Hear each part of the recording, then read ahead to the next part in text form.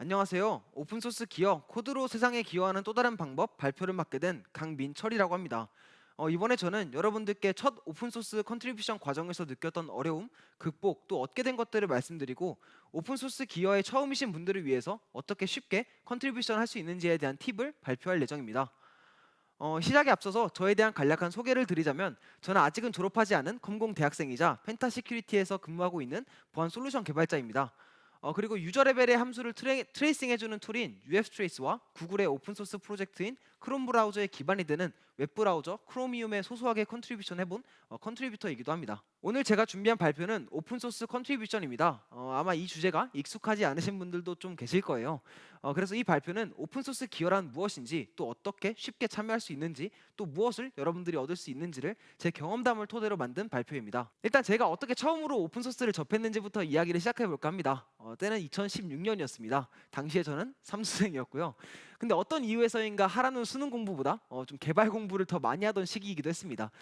아마 수험생 시절을 겪어보셨거나 아니면 시험 기간을 겪어보신 분들은 공감하실 수도 있는데, 원래 좀 왜 그런지는 잘 모르겠지만 그냥 모르는 거를 그냥 검색하는 것보다 공부할 책을 펼쳐놓고 검색하는 게 더 재밌는 게 많이 나오거든요. 그 당시에 저는 뭘 검색했었냐면, 당시에 저는 뭐 지금도 마찬가지지만 존경하는 개발자분들이 되게 많았었습니다.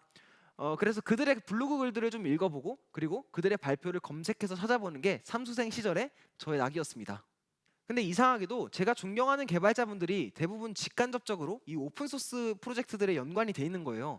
그렇게 자연스럽게 이 오픈소스의 존재에 대해서 알게 되었고, 더 나아가서 제가 존경하는 그분들이 만든 뭐 엄청나게 거대한 프로젝트, 뭐 오늘날로 따지면 텐서플로우, 리액트, 커널이나 깃, 뭐 이렇게 이름만 대면 알만한 프로젝트들을 좀 획기적으로 발전시키는 컨트리뷰터가 되고 싶은 꿈을 꾸게 되었습니다.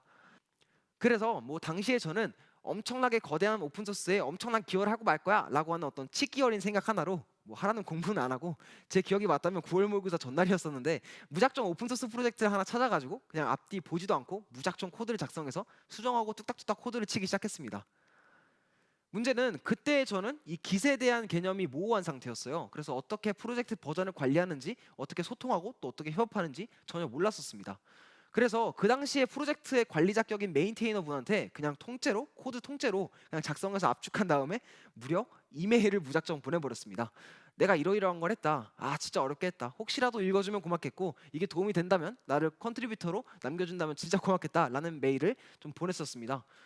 사실 이 이메일을 보내면서 좀 불안한 마음도 있었습니다. 내심 좀 두근두근했어요. 왜냐면 내심 좀 걱정이 앞섰었는데, 왜냐면 저는 좀 이럴 줄 알았었거든요. 제가 보내드린 오타나 코드를 좀 대수롭지 않게 여기시거나 뭐 욕을 하시거나 혹은 바보 취급을 할까봐 좀 걱정이 들었던 것 같아요. 근데 다행히도 세상이 그렇게 매정하지는 않았습니다. 저는 바보 취급을 받지도 않았고 또 욕을 먹지도 않았습니다. 다행히도 당시에 메인테이너 분께서는 좀 따뜻한 마음으로 그냥 무시하셨습니다.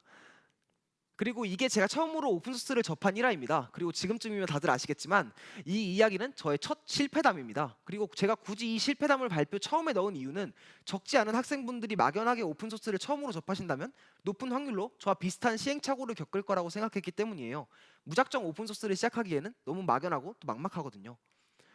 그렇다면 당시에 제가 실패했던 이유는 무엇이었을까요? 당시에 제가 실패한 이유를 반추해 본다면 이런 것들이 있었습니다. 일단 어디서부터 시작할지 몰랐고요. 또 코드 기여를 통한 기능 향상만이 기여라고 착각을 했었고요. 또 코드에 대한 논의를 할 줄도 몰랐었고 버전 관리도 할 줄 몰랐었습니다. 이 네 가지를 잘 기억해 주시길 바랍니다. 이 네 가지, 즉 4년 전에 제가 객기 넘치게 했던 행동 속에서의 이 페인들을 오늘날에 제가 하나하나 저도 모르게 극복해 나가는 과정이 오늘의 주제, 즉 오픈소스에 쉽게 접근하는 방법, 쉽게 오픈소스로 실력을 키우는 방법 그 자체니까요. 시간이 흘러서 2019년이 됐습니다. 저는 한동안 오픈소스를 조금 잊고 살았었어요. 왜냐하면 좀 바빠지기도 했었고요. 무엇보다도 개인 프로젝트에 좀 집중하고 싶었었거든요. 근데 분명히 이 개인 프로젝트 뭐 다들 하라고 해서 하기는 했는데, 그리고 실제로 실력 향상도 되게 많이 이루긴 했었는데, 뭔가 개인 프로젝트만으로는 해결할 수 없는 갈증이 있다라고 하는 거를 점점 알게 되더라고요. 왜 그런 느낌이 있지 않나요? 뭐 아는 내용을 갖고 프로젝트를 만들자니 이미 아는 것만 자꾸 재확인하는 것 같은 느낌이 들고, 처음 배운 걸 갖고 프로젝트를 진행하자니 내가 제대로 아는 게 맞나? 이 블로그 글 믿을 수 있나? 더 좋은 방법이 있지 않을까? 라는 의구심이 자꾸 들었던 거죠. 결국에 진짜 고수들의 코드를 접하고 싶었던 욕구가 들기 시작했었습니다. 그러던 도중에 뭐 작년 중순 정도에 과학기술정보통신부와 정보통신산업진흥원이 주최한 오픈소스 경진대회에 참가하게 되었습니다. 이 대회는 뭐 작년에도 참가하고 또 올해에도 참가 중인 오픈소스 컨트리뷰션 대회인데, 문제는 뭐냐면 이 대회에서 진행하고 있는 프로젝트들이 대부분 정말 굵직굵직한 프로젝트들이라서 코드 난이도가 굉장히 어려운 축에 속했었고요. 그리고 어디서부터 어떻게 시작할지 모르는 그런 막막함은 여전했었습니다. 그래서 처음에는 좀 잔머리를 굴렸습니다. 혹시 이 프로젝트를 그냥 통째로 취약점 진단 툴로 그냥 돌려보면 어떨까? 그러면 거기서 알아서 결과들이 출력이 될 텐데 거기서 나온 결과들을 그대로 고치기만 하면 되는 거 아닌가? 라고 생각했었죠. 어땠을 것 같아요? 결론부터 말씀드리자면 딱 하나 건졌습니다. 꽤 많은 취약점들이 나왔었지만 이 프로젝트에서는 고칠 가치가 없는 취약점들이 많기도 했고, 어떤 것들이 고칠 가치가 있는지 없는지를 판단하는 게 더 오래 걸리고 힘들더라고요. 결과적으로 스티링 카피를 더 안전하다고 알려져 있는 스트린 엔카피로 바꿔준 게 다였습니다. 되게 별거 없는 거 하나 건졌었어요. 그래서 다시 전공법을 사용하기로 했습니다. 잔머리는 그만두자. 이 프로젝트 자체에 대한 이해도를 한번 높여보자. 바로 유저로 되돌아가는 거였어요. 그것도 그냥 얌전하게 바보처럼 이렇게 쓰세요 하는 것만 쓰는 어떤 수동적인 유저가 아니라 꼼꼼한 유저, 그리고 분석적인 유저로서 다시 프로젝트의 분석을 시작하기로 했습니다. 꼼꼼한 유저로서는 아무래도 귀찮아서 스킵한 튜토리얼부터 다시 처음부터 꼼꼼하게 읽는 것부터 시작했어야 했습니다. 당시에 프로젝트가 좀 스케일이 큰 프로젝트다 보니까 튜토리얼 읽을 거리가 되게 많았었거든요. 그래서 솔직하게 좀 영어기도 하고 그래서 엄두가 안 나서 다 읽지는 못했었습니다. 근데 이제 그것들을 다시 이 프로젝트 속에 있는 모든 기능들과 대략적인 원리들은 모두 다 파악해야지 라는 마음가짐으로 처음부터 끝까지 다 다시 읽게 되었습니다. 그리고 분석적인 유저로서는 이 프로젝트 그리고 이 툴을 활용해서 트레이싱 분석 사례들을 블로그에다가 작성도 해보고, 뭐 엘코브를 이용한 코브 커버리지도 위키에다가 작성해보기도 하면서 이 프로젝트로 활용할 수 있는 곳에다가는 다 활용해보자 라고 하는 마음으로 광범위하게 활용을 했던 것 같습니다. 이렇게 유스케이스를 남기는 컨트리뷰션을 처음으로 하게 되었죠.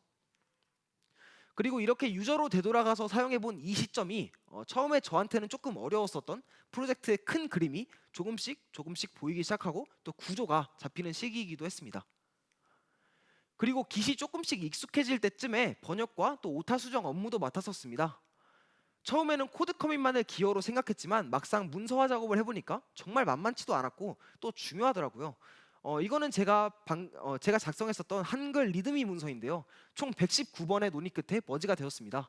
저를 포함해서 메인테이너를 포함해서 총 5명이 달려들었고요. 맞춤법 하나, 표현 하나, 띄어쓰기 하나 뭐 이렇게 마치 현미경으로 관찰하듯이 꼼꼼하게 검수해 주시는 거 보면서 처음에 문서화 작업을 별거 아닌 걸로 생각했던 게 더 부끄러울 정도였어요. 때문에 제가 아까 전에 우스갯소리로 보여드렸던 이런 일은 실제 오픈소스 세상에서는 잘 없는 이야기다 하는 거 잘 알 수 있으시겠죠? 그리고 첨언을 드리자면, 그리고 인간 파파고가 아닌 다음에야 프로젝트 문서화를 그냥 할 수는 없습니다. 영어만 잘한다고 해서 프로젝트 문서화를 잘할 수 있는 게 아니에요. 문서화 작업을 잘 하기 위해서는 유저로서의 경험, 그 중에서도 아까 전에 제가 말씀드렸던 꼼꼼한 유저로서의 경험이 있어야지 수월하게 할 수 있다고 생각합니다. 제가 아까 전에 유저로 되돌아갔던 시기에 모든 영문 다큐멘테이션, 위키를 다 처음부터 끝까지 다시 읽는 것부터 시작했다라고 말씀드렸잖아요. 그 시간들, 꼼꼼한 유저로서 되돌아갔던 그 시간이 다큐멘테이션 컨트리뷰션에 있어서 정말 큰 도움이 됐었습니다. 다시 말해서 오픈소스 기여 방법론 중에서 유스케이스와 다큐멘테이션 기여는 분석적인 유저로서의 사용 경험과 꼼꼼한 유저로서의 사용 경험이 있으면 더욱더 쉽게 할 수 있구나 라고 하는 걸 경험적으로 깨닫게 되었습니다. 그리고 그렇게 저는 차츰차츰 저도 모르는 사이에 4년 전에 제가 실패했던 원인들에 대한 해답을 찾고 있었던 셈이었습니다. 자, 그래서 우리는 어떻게 해야 되는가? 저희들 같은 오픈소스 뉴비들이 앞으로 오픈소스에 참여하게 된다면 어떤 오픈소스에 또 어떻게 기여를 해야 될까? 그리고 유스케이스나 다큐멘테이션도 좋은데 코드 커밋은 또 어떻게 쉽게 접근할 수 있으며 결국 이걸 통해서 우리들은 무엇을 얻을 수 있느냐? 라고 하는 질문이 남죠. 이거에 대해서 차례대로 정리해드리도록 할게요. 우선 첫 컨트리뷰션에서 참여하기 가장 좋은 오픈소스는 그냥 단순히 규모가 크거나 스타가 많거나 인기가 많은 오픈소스도 물론 좋지만 최근까지 활발하게 논의가 이루어지고 있는 오픈소스를 추천해 드립니다. 왜냐하면 그래야지 빠른 피드백을 얻을 수 있는 확률이 높기 때문이에요. 좀 꿀팁을 드리자면 최근까지 활발하게 논의가 이루어지고 있는지는 어떻게 판단할 수가 있냐면 이슈나 플리캐스트에 담긴 메인테이너의 코멘트, 이 댓글이 최신인 프로젝트를 기준으로 판단하셔도 됩니다. 저처럼 아예 그냥 대회에 참가하셔도 되고요. 다음으로 어떤 수단으로 오픈소스에 기여할지에 대한 문제가 남는데 이거는 자명하죠. Git입니다. Git. 이 오픈소스 프로젝트는 이 기수로 시작해서 기수로 끝난다라고 해도 될 만큼 Git에 대한 깊은 이해를 필요로 합니다. 근데 이 Git을 사용하는 이유가 정말 여러 가지 이유가 있을 수 있지 않겠어요? 개인 프로젝트를 진행하실 때는 대부분 이 백업을 위해서 Git을 사용하시겠지만 오픈소스 프로젝트에서는 Git을 보는 눈을 좀 넓히시는 게 좋습니다. 오픈소스 기여 과정에서는 Git의 완전히 다른 단면을 보게 되시니까요. 즉 이런 상황에서 능수능란하게 대처할 수 있으셔야 됩니다. 왜냐하면 이것들이 오픈소스 생태계에서는 아주 일상적으로 통하는 어떤 대사들이기 때문에 막상 알고 나면 진짜 별거 아니고 오히려 너무너무 편한데 알기 전까지는 별걸로 보이는 이 Git을 사전에 좀 깊이 이해를 하시고 학습하시기를 좀 권장해 드립니다. 지금까지 그러면 어떤 오픈소스를 선정해서 또 어떤 수단으로 참여할지 무엇으로 기여할지에 대해서 알아봤으니까 그러면 이제 어떻게 코드 커밋을 쉽게 할 수 있는지에 대해서 말씀드려 보도록 할게요. 자, 근데 여기서 질문이 있습니다. 코드 기여를 하려면 그 프로젝트 전체를 압도할 정도의 실력이 필요할까요? 그러니까 우리가 바라는 그 꿈의 오픈소스에 코드를 기여하기 위해서는 반드시 그 오픈소스를 처음부터 끝까지 다 이해해야만 하고 그렇지 못한 사람들은 코드 기여를 못하는 걸까요? 저는 반은 맞고 또 반은 틀린 이야기라고 생각합니다. 왜냐하면 물론 장벽은 존재하겠죠. 아예 처음 프로그래밍 자체를 처음 배우신 분이라면 좀 어려울 수도 있습니다. 하지만 그럼에도 불구하고 프로젝트 전체를 다 이해하실 필요는 없습니다. 왜냐하면 쉽게 기여할 수 있는 힌트는 얼마든지 또 얻을 수가 있거든요. 그 힌트는 바로 이슈 안에 있습니다. 이슈. 이 이슈 속에서 실마리를 찾는 거예요. 코드 기여를 쉽게 하는 방법은 이 이슈를 탐독하는 겁니다. 프로젝트 전체를 이해할 필요 없이 이슈를 해결할 수 있을 정도의 실력만 있어도 코드 기여는 얼마든지 가능합니다. 마치 궁전의 창문이 고장났는데 궁전 전체를 이해하고 있는 건축가가 될 필요가 없는 것과 똑같은 거예요. 일례로 GitHub의 이슈를 보시면 이렇게 쭉 해결하실 수 있는 이슈들이 나오는데 여기 있는 수많은 문제들 중에서 내가 해결할 수 있는 이슈를 찾아서 그것만 기여하시면 됩니다. 그리고 저기 알록달록하게 표시가 되어 있는 것은 이슈 라벨링이라고 하는 건데 해당 이슈를 성격에 맞게 분류해 놓은 거예요. 뭐 버그면 버그, 기능 향상이면 기능 향상, 뭐 심지어는 컨트리뷰션 유비들을 위해서 비교적 난이도가 쉬운 뭐 굿 퍼스트 이슈라고 하는 라벨도 있습니다. 저 라벨링을 기준으로 내가 해결할 수 있는 이슈를 먼저 판단해 보는 것을 추천해 드립니다. 저는 개인적으로 여러분들이 쉽게 해결할 수 있는 이슈인 굿 퍼스트 이슈 라벨이 붙어 있는 이슈들을 먼저 해결하시기를 권해 드립니다. 그래서 결론적으로는 저는 이런 생각엔 동의하지 않습니다. 이런 날은 결코 오지 않을 거예요. 왜냐하면 오픈소스 프로젝트는 지금 이 순간도 계속해서 빠르게 발전해 나가고 있고 그게 오픈소스의 본질이기 때문이에요. 차라리 이런 생각을 전 좀 권장해 드립니다. 내가 해결할 수 있는 이슈들을 해결하면서 이 오픈소스의 발전 방향과 같은 방향으로 함께 성장해야지가 맞는 방향성인 것 같습니다. 그러니까 내 실력이 자라나기를 기다리지 마시고 지금 오픈소스와 함께 성장하시기를 바랄게요. 그럼 마지막으로 이 오픈소스 활동을 통해서 여러분들은 무엇을 얻어갈 수 있을까요? 일단 현실적으로 개발자 채용에서 최근 컨트리뷰터들을 우대하고 있기도 하고요. 그리고 오픈소스 활동을 하시게 되면은 필연적으로 지금 본인의 실력보다 높은 수준의 코드를 갖고 지금 본인의 실력보다 높은 수준의 개발자들과 코드로 논의를 할 수가 있게 됩니다. 그리고 이런 과정에서의 논의 하나하나가 이렇게 코드에 달리는 코멘트 하나하나가 저에게 있어서는 멘토링 그 자체였어요. 뭐 본인들은 멘토링이라고 생각하지 않으실 수도 있겠지만 언제 이런 사람들한테 이런 피드백을 받아보겠어요. 그리고 정갈하고 또 수준 높은 코드를 읽고 쓰며 발맞추는 훈련도 할 수가 있게 됩니다. 이미 완성도 높은 오픈소스에 기여하기 위해서는 제가 제출하는 코드나 또 문서도 어느 정도 완성된 티는 나야 되는데 그 과정에서 본인의 코드 혹은 문서를 굉장히 깐깐하고 또 냉정하게 살펴볼 수가 있습니다. 뭐 덤으로 코드 컨벤션도 공부할 수가 있게 되고요. 또 당연하게도 아까 전에 제가 말씀드렸던 분석적이고 꼼꼼한 유저로서 사용해 보면서 소프트웨어 테스터로서의 안목도 키울 수가 있습니다. 그리고 마지막으로 대부분의 오픈소스들과 다큐멘테이션들이 영어로 되어 있다 보니까 영어 실력이 안 늘래야 안 늘 수가 없더라고요. 그래서 저는 최종적으로 저도 모르는 사이에 오픈소스에 참여하면서 이러한 실수들에 대한 해답을 찾고 있었고 첫 오픈소스 도전 쉽게 도전하기라는 오늘 발표 주제와도 연관이 되는 것 같습니다. 혹시 고수들의 코드를 보며 함께 발맞춰 성장하고 싶지 않으신가요? 혹시 세상을 움직이는 인프라에 기여하고 싶으신가요?